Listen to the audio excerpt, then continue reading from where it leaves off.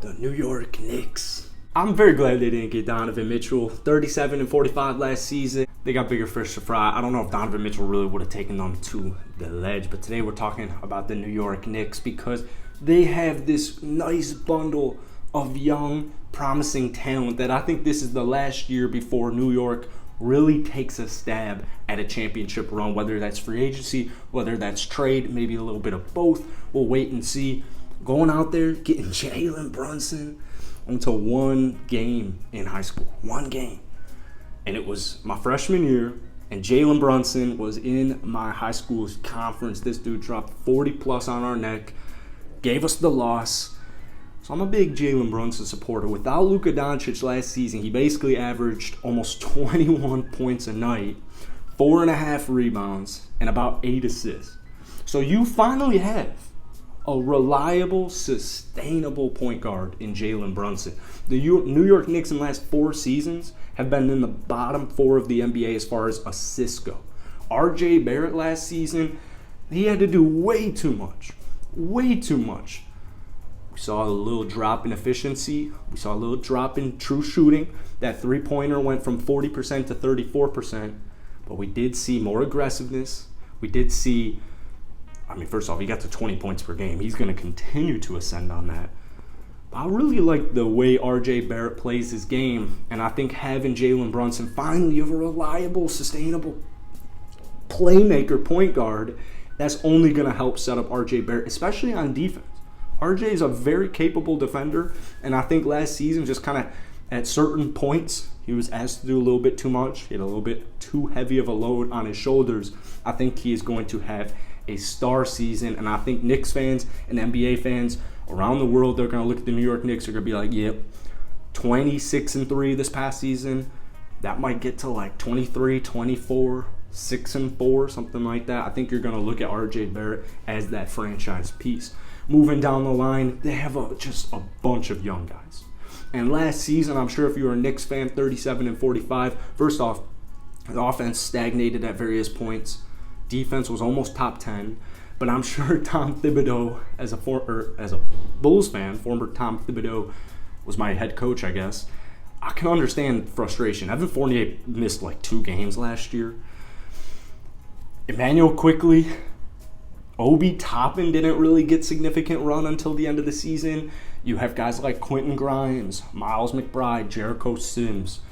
What I want is at least one of them to take that huge leap to like, all right, he might be a legitimate star player for our basketball team. You went out there, you re-signed Mitchell Robinson, one of the best at what he does. If he can just not foul, stay healthy, Mitchell Robinson's a dominant center, especially on the defensive side, especially rim protecting. Like, if I told you Mitchell Robinson had 6 blocks last night, you would not think that's crazy. That's how good he is at protecting that rim. You have enticing guys. We'll wait and see what Thibodeau and the New York Knicks decide to do. I was reading something earlier today that said the Knicks GM or the Knicks management, according to other competing GMs, is very confusing. We'll see what happens with Cam Reddish. I am a very big Cam Reddish supporter. I really hope it works out in New York. I wouldn't be surprised if they trade him. I wouldn't be surprised if they don't play him much. I wouldn't be surprised if they start playing him more. Who really knows what's going to go down with Cam Reddish? You have a really capable 3-and-D player right there. If he can just stay healthy and get 20 minutes a night, he's going to help produce for your basketball team. He's going to continue to get better. I think the most important part for Cam Reddish on this New York Knicks team is just simply getting him out there. Another low-key move that they did this offseason, you went out, got Isaiah Hartenstein. He is such a underrated offensive and defensive player last season with the Clippers. 8 points, 5 rebounds, 2 assists. If you look at his per 36 stats, or if you look at his efficiency stats, they're off the charts. They're off the charts. They have very capable young talent over in New York. Julius Randle's a really interesting situation. We have last year, the shooting numbers were not what you wanted. The efficiency numbers were not what you wanted. He still gave you 20, 10, and 5. What I think is funny to me, but if you're a Knicks fan, it's really doggy. He led the team in assists. He led the team in assists with 5. But Julius Randle, I think he's a nice complementary piece. I wouldn't view him as a number one on a championship team. I wouldn't view him as a number two on a championship team. If we go back to 2 years ago when he won Most Improved, maybe we have a different conversation then. But Julius Randle, I think he'll be the third option right behind RJ, right behind Jalen Brunson. I think both of those two young players are going to continue to ascend into stardom, maybe even superstardom. Who knows? I don't want to get too riled away. But Julius Randle, I think as a third option, I definitely think he's going to have a bounce-back season. Now, long-term, we'll see what happens. We'll see if they decide to trade him. We'll see what happens. I don't know what they're going to do with Julius Randle, but I do like that they went out there. Got a very capable offensive player. He can score. He can play make. He can even get you some rebounds. He can hold his own on defense. And Jalen Brunson. So this New York Knicks team, if for some reason they don't make the playoffs next year, which I really think if they just stay healthy, I fully believe they will make the playoffs. We had a very competitive Eastern Conference last year.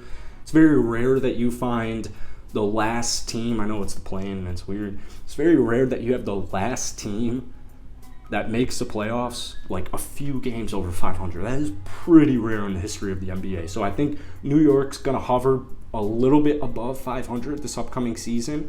You're setting the stone. You're setting the culture. Brunson, RJ, Randle, Mitchell Robb. I think everyone's going to continue to get better. My boy D Rose. So we'll see. But I really want one of these young cats in Emmanuel Quickley, Cam Reddish, Obi Toppin, maybe even, definitely Quentin Grimes, Miles McBride, Jericho Sims, maybe even Isaiah Hartenstein. I really want one of them to take that next leap into he's a starter. We need him to start, and he might turn into a star. So that's it for today, man. If you enjoyed it and you like daily NBA content, hit that like button, hit that sub button.